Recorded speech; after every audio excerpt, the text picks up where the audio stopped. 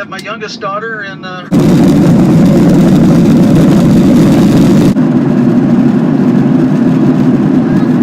I'm in Los Angeles again. I'm currently trying to find Terminal B. LAX is really, really big, so I'm gonna be wandering for a while. It's just me in the open hallway. Like I gently take off.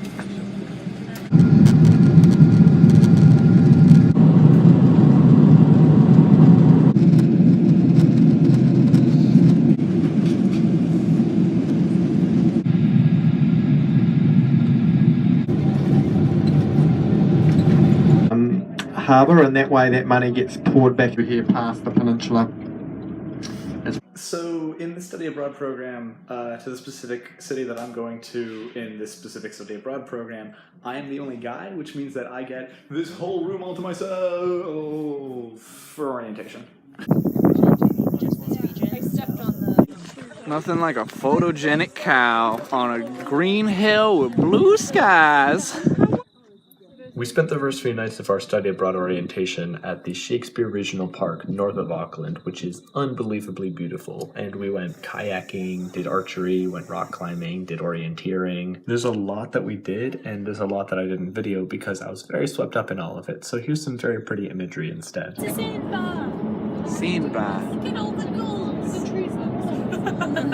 It's got some relatable content right here.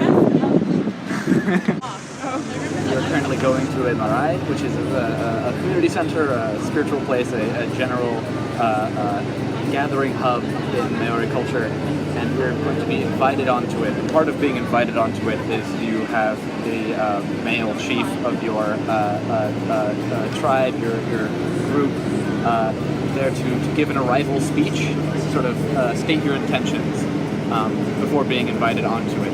And being the only male student here, I have been volunteered to be the chief, and so I have a little speech I have to read out, almost half of which is in Maori, so I have to quickly learn the pronunciation for that. Luckily I don't have to memorize it, and luckily the pronunciation of vowels is very similar to Spanish.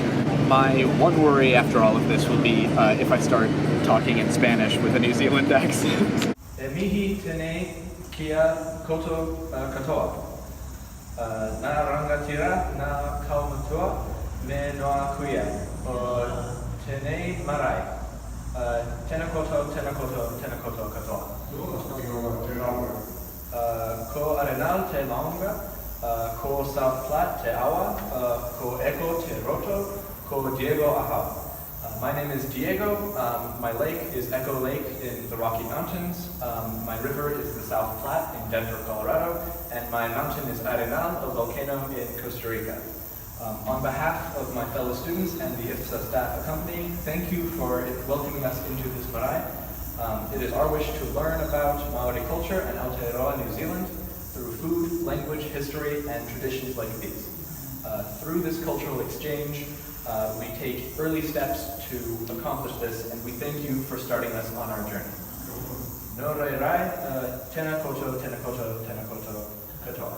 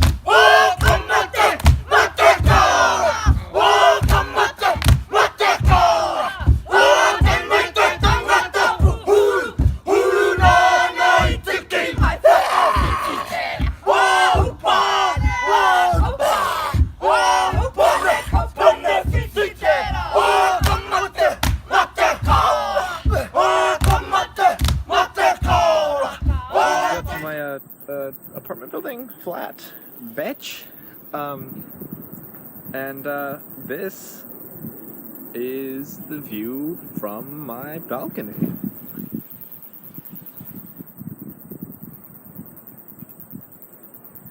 It's Sunday night at like midnight, and I'm going to take a few moments to make some unpolished statements about being invited onto the Marae and the cultural presentation there. In anthropology, we've studied a lot the high risks and razor's edge of cultural tourism just like this, but during our stay, our hosts took the time and effort to emphasize not just how things were, but also how things have changed and how the Maori culture is a living culture. I also gave a closing speech thanking our hosts for having us and teaching us, and in that speech I also thanked them for giving a complex picture of Maori culture that involved happy, sad, important, mundane, violent, and peaceful aspects of Maori culture that, while not the complete picture, show a lot more complexity and show that there is a lot of depth to things that are not just what we were presented.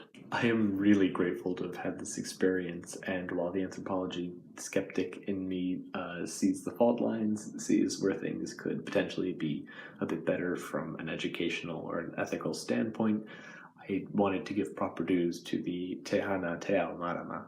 My general first impressions of Aotearoa New Zealand have been of a country reconciling its colonial past through a Maori-led push to encourage excitement about cultural history, and it's been really nice to see.